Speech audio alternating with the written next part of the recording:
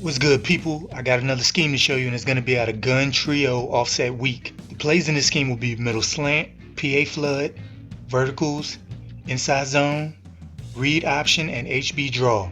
I'm basing this scheme out of this formation because, like pistol trips and bunch, your opponent has to decide how to defend the empty side. Do they leave a defender on that side to protect against the sideline passes and runs? Or do they leave it open and take their chances that you can't attack the edge with the pass or run? Well, this scheme will take advantage of how the defense is lined up pre-snap, exploit what they're giving you, and put you in the best position to move the ball each time. Alright, let's get to it. Personnel-wise, I like the fastest of my three receivers on the inside, who will be your number one on the depth chart. If your number two is the fastest, you can package it that wide receiver flip to get him there. If your number three is, you have to do it manually. The first play I'm going to go over is middle slant, and this is my base passing play, aka the one I run the most. Why? Because it works whether or not the defense is defending the empty side, and because it's effective against both zone and man coverage. Reason being, versus man, the routes will all run away from their defenders, and versus zone, the receivers will overload the middle of the field, and all you have to do is find the open guy, whether it be from a defender biting on an earlier read or the receiver being open naturally. The only high route on its play is to put the X receiver on an in route, so he also has a man beater and joins the party attacking zone. The first read is going to be the B receiver on the post corner. Versus man, be aware he's the only route your opponent fears when you come out in this set, so look out for any drop in D lineman or the user lurking around that area. If he's one-on-one, as soon as he cuts outside, lead to the sidelines. Slow guys can get busy on this route, but it's best if your tight end is fast. And versus zone, he will be used as a decoy to lure any underneath defenders away from the other receivers. The next read will be the A receiver running the drag route.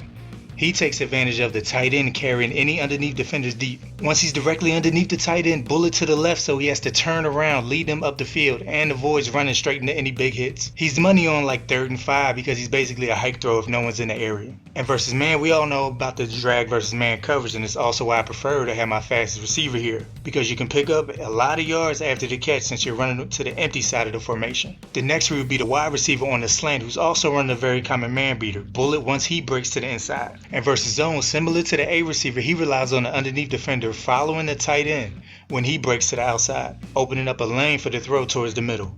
And the last read is X on an in route. Versus zone, if Y isn't open, X usually is because he's right behind him. And versus man, once he cuts inside, lead to the right.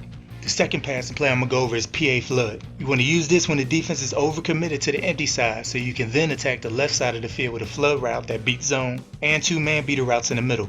The high routes are to send B on the flat route and the running back on the option route. The first read will be the running back. Versus man, he converts to an up and out route. Lead pass away from his defender once he makes his break. The next read versus man will be the tight end, who beats his defender to the inside. Versus zone, the running back again is the first read, who now converts to a curl route and sits down in the zone. Then you look to the B receiver, whose job versus zone coverage is to pull the defender closest to the sidelines down to make room for the wide receiver, and he's also available for a quick throw if the defense leaves the flats open. And the last read is the wide receiver, who the play is designed for. Lead pass to the sideline once he cuts outside. Note, you might have to hit the possession catch by holding A or X on PS4, depending on how close you are to the sideline.